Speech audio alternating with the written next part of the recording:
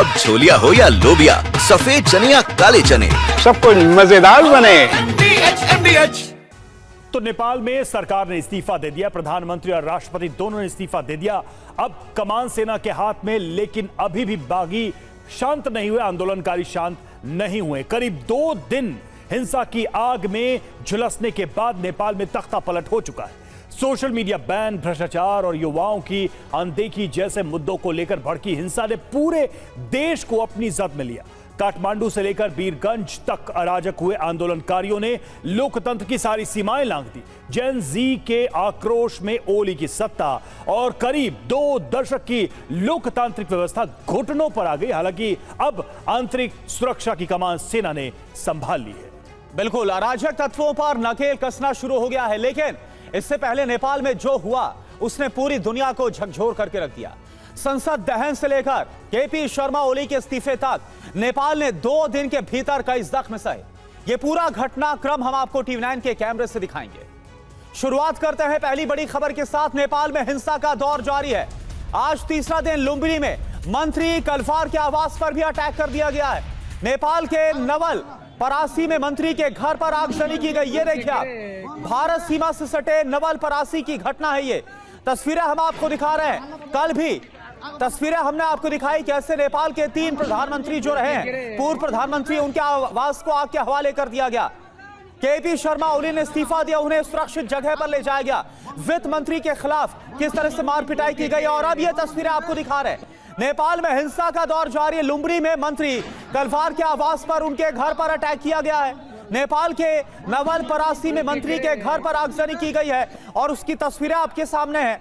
भारत सीमा से सटे नवल परासी की यह घटना है जो इस वक्त हम आपको दिखा रहे हैं। युवाओं का, जेन-ज़ी का गुस्सा शांत होने का नाम नहीं ले रहा। हालांकि अब सेना ने कंट्रोल अपने हाथ में जरूर ले लिया।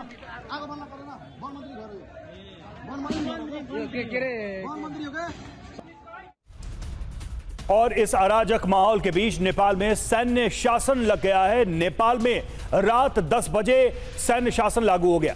काठमांडू में सेना ने मोर्चा संभाल लिया। प्रदर्शनकारियों पर कार्रवाई होगी। हिंसक गतिविधियों पर नकेल कसी जाएगी सेना के द्वारा।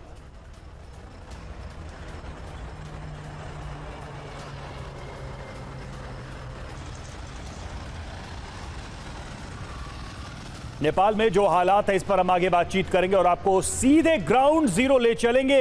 हमारे साथ हमारे संवाददाता इस वक्त वहां मौजूद है, काठमांडू में हैं। विपिन चौबे हमारे साथ और सुनौली बॉर्डर से संवाददाता अभिजीत ठाकुर जुड़े हैं। रक्सौल बॉर्डर से संवाददाता आकाश वत्स से जुड़े हुए। इसके अलावा प्रोफेसर शांतेश कुमार सिंह हमारे साथ फॉरेन एक्सपर्ट जुड़े हुए हैं और बीरेंद्र के वरिष्ठ पत्रकार काठमांडू से जुड़े हुए हैं। इन सभी के पास हम चलेंगे, लेकिन उसके पहले हम बिग वॉल के माध्यम से कुछ अहम जानकारी आपको दे दें कि अब तक हुआ क्या है नेपाल में, अभी तक हालात कैसे कैसे बदलते रहे हैं। तो नेपाल में अब तक क्या हुआ, पहले देखिए। नेपाल में सैन्य शासन लागू हो चुका है, यह अब तक की सबसे बड़ी जानकारी हम दे रहे हैं। रात 10 बजे से सेना ने मोर्चा संभाल लिया है नेपाल में।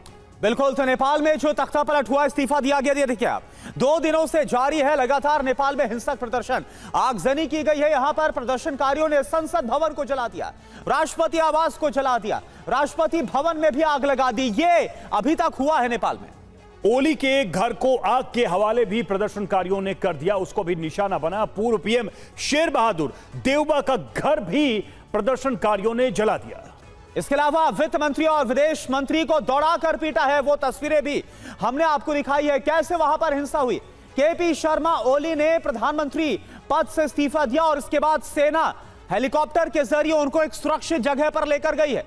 कहां ले गई है अभी उसको डिस्क्लोज नहीं किया गया, अज्ञात स्थान पर ले गई है सेना। तो नेपाल में क्या क्या हुआ वो बता रहे हैं। अंतरिम सरकार का गठन यहां पर संभव है। फिलहाल स्थिति को संभालने के लिए संसद भंग हो सकती है, इसकी भी मांग चल रही है। तो इस तरीके से आप देखिए, नए चुनाव की भी घोषणा हो सकती है। सारी चीजें होने वाली हैं नियर फ्यूचर में, भविष्य में। लेकिन अभी तो स्थिति ऐसी है कि सेना ने कमान संभाल ली है। अब छोलिया हो या लोबिया, सफेद चने या काले चने, सब कुछ मजेदार बने।